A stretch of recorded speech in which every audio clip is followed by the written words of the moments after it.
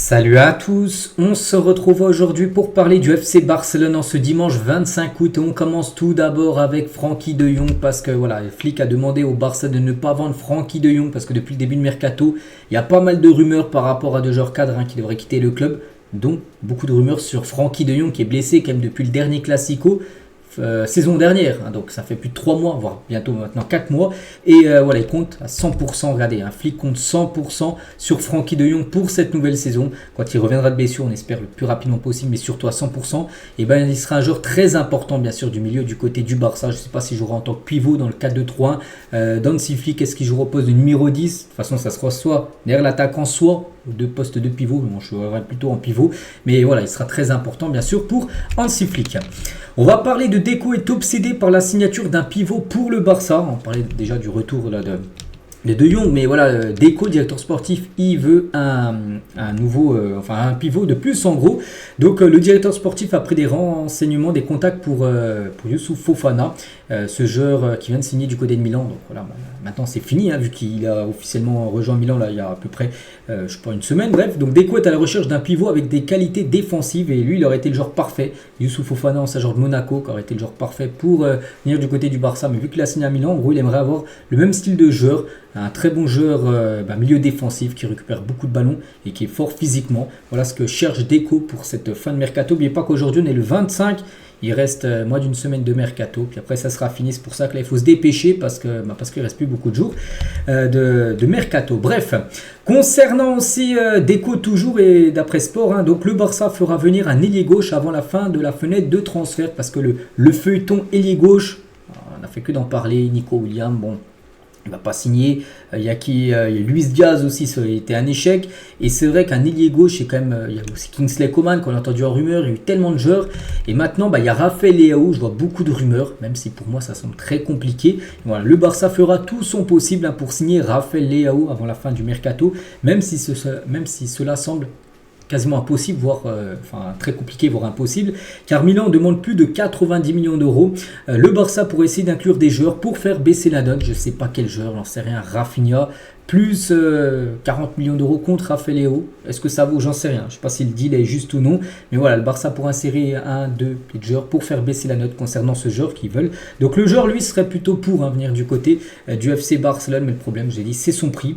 N'oubliez pas qu'aussi, il a une clause libératoire à 175 millions d'euros. Bon, ça, c'est hors de prix pour le Barça. Mais voilà, d'après Mundo Deportivo, le Barça pourrait l'avoir vers 90 millions d'euros. Rafael Leao. Affaire à suivre, même si je vous ai dit, ça semble très très compliqué. Concernant Ferran Torres, n'est pas au courant de l'intérêt de Newcastle, ils veulent seulement rester du côté du Barça. Ferran Torres, parce que lui, à chaque fois aussi, il y a des rumeurs par rapport à un départ, puis souvent il reste. Et c'est un joueur quand même qui a fait plutôt une bonne saison dernière. On verra là cette saison, parce que là, le début de saison vient juste de démarrer. Mais voilà, Newcastle est intéressé, mais lui, les gars, ils pensent qu'au FC Barcelone. Enfin, ils souhaitent rester du côté du club. Concernant Cancelo, le conseil d'administration de Barcelone a des discussions internes pour savoir si le club devrait signer João Cancelo. On sait que Félix, donc lui, c'est pas possible, il est parti du côté de Chelsea. Mais l'autre, Joe, on peut dire l'autre portugais. Donc Cancelo, lui, il y aurait plus de chances qu'il revienne. N'oubliez pas que ça se finit le 1er septembre. Et n'oubliez pas que l'année dernière, il était venu le 1er septembre 2023. Il était venu dans les dernières heures du mercato lors du dernier jour. Donc oui, c'est encore jouable. Ça peut être de nouveau la même chose le 1er septembre 2024. Là, la semaine prochaine, il sera peut-être officiellement joueur du Barça. Donc il y a une réunion prévu pour voir s'il faut le faire revenir ou non. Bon, après, il faut aussi trouver un accord avec son club de Manchester City, et si possible sous la même formule. C'est un prêt, comme ça avait été le cas sur la saison dernière. Il y a 8 ans, jour pour jour, Jordi Roura signait Marc Casado pour l'équipe de jeunes de Barcelone. Ce n'est pas le joueur le plus tape à l'œil, mais il est le plus intelligent, a déclaré le directeur des jeunes. Donc là, lui, c'était l'ancien directeur. Enfin, je pense qu'il est encore directeur du centre de formation ou non, j'en sais rien. Mais il y a 8 ans, c'est lui, les gars, qui a fait venir Marc Casado à la Masia au centre de formation. Parce qu'il disait qu'il était très intelligent, c'est un joueur qui pouvait réussir au Barça. Et oui, la preuve, regardez, 8 ans plus tard. Donc là, il était capitaine de l'équipe B la saison dernière. Puis là, maintenant, c'est un joueur de l'équipe première, tout simplement, Casado.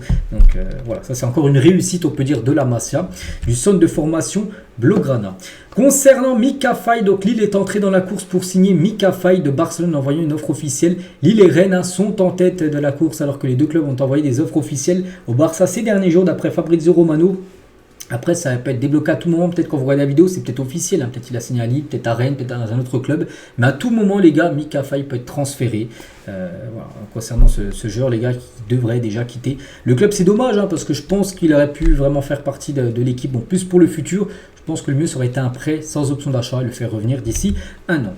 Le Barça est resté invaincu au Camp Nou de janvier à décembre 2019, où le Barça, c'était, enfin le Camp Nou, c'était tout simplement une forteresse où le Barça ne perdait pas pendant un an. Parce que c'est rare, hein, parce que souvent, enfin le Barça, souvent, des fois, a perdu des matchs à domicile, mais là, en 2019, toute l'année, aucune défaite. Voilà, le Barça était intraitable à domicile en espérant vite le retour du côté du Spotify Camp Nou. Normalement, ça devrait être décembre, voire janvier prochain. Dans une enquête réalisée par le journal espagnol AS, c'est un journal madrilène, donc 73% des personnes interrogées pensent que le Real Madrid remportera à nouveau la Liga là, enfin, en fin de saison. Voilà, bon, après, comme j'ai dit, hein, vu que c'est le journal A, c'est surtout des supporters du Real qui ont voté. Voilà, 73 pensent qu'ils vont gagner le championnat. Et sur les probabilités de gagner la Liga selon DAZN, hein, le Real Madrid 86 et le Barça seulement 10%. Et je le répète, parce que j'aime bien le dire, hein, la vérité se passe sur le terrain. Parce qu'on sait qu'une saison c'est très très longue et on verra ce qui se donnera bien sûr à la fin de cette saison. Les 5 meilleurs joueurs de Barcelone pour cette saison selon le score 90. Donc pour eux les gars, ça sera Pedri, Araujo, Gundogan, De Jong et Lamine Yamal. Bon, ils ont sorti ça il y a quelques jours, hein, bien sûr. Donc voilà, les joueurs les plus importants du Barça, mais il y en a qui sont blessés, il y en a qui pourraient partir. Donc voilà, concernant ces 5 là, on verra s'ils seront très importants ou non, ces 5 là. Le programme du FC Barcelone maintenant pour les prochains matchs. Donc hier il y a eu le match contre Bilbao, donc on est dimanche. Je fais le débrief les gars à chaque fois le lundi. Le lundi j'aime bien commencer la semaine avec ce qui s'est passé lors de cette rencontre, hein, sur ce match qui s'est joué. Donc c'était hier à 19h, mais pas qu'il reste 2 matchs avant la trêve internationale. Le Rayo Vallecano le 27, donc on est le 25, donc ce sera déjà après-demain. Il y a déjà un match après-demain à 21h30 pour l'instant. Je ne sais pas si l'horaire a été changé ou non. Et après Valladolid le 31, les derniers matchs du mois d'août. Puis après on basculera sur le mois de septembre où il y aura les matchs de Ligue des Champions, les premières rencontres de LDC qui seront courant septembre. Ce jour-là, il y a 12 ans, jour pour jour, un certain Jordi Alba faisait ses débuts officiels pour le Barça contre la Real Sociedad. C'est une légende, l'un peut-être le plus grand défenseur gauche de l'histoire du Barça. Jordi Alba, on se souvient de sa connexion magnifique avec Léo Messi à l'époque. Donc il y a 12 ans, jour pour jour, il signait du côté du club. L'Athletic Bilbao a menacé de dénoncer le Barça s'il signait Nico Williams sur le mercato. Ils ont estimé que le Barça n'allait pas se conformer aux mesures de contrôle économique et que la signature serait illégale. Donc en gros, si le Barça serait vraiment passé à l'action et aurait signé en gros Nico Williams, Bilbao, tellement ils auraient été dégoûtés de perdre Nico Williams. Ils auraient dénoncé le Barça, en gros que la signature aurait été illégale par rapport au contrôle économique, en gros que le Barça n'aurait pas respecté le fair play financier. Alors que je pense que si le Barça aurait fait Nico Williams, ils sont pas bêtes le Barça. Ils auraient bien évidemment regardé si c'est possible ou non par rapport au fair play financier. Ils n'auraient pas fait si le fair play financier n'est pas bon. Donc bon, voilà, on peut voir que Bilbao, ils veulent à tout prix bien sûr garder leurs joueurs, qui garderont certainement une année supplémentaire. Liverpool a confirmé que Luis Diaz, lié au Barça, ne quittera pas le club cet été parce que lui, ça a été une piste. Et on peut dire que la piste tombe à l'eau parce qu'il devrait bien rester du côté des Reds. Les 4 personnes impliquées dans l'agression au couteau du père de Lamine Yamal, c'était à peu près une semaine voire 2 semaines.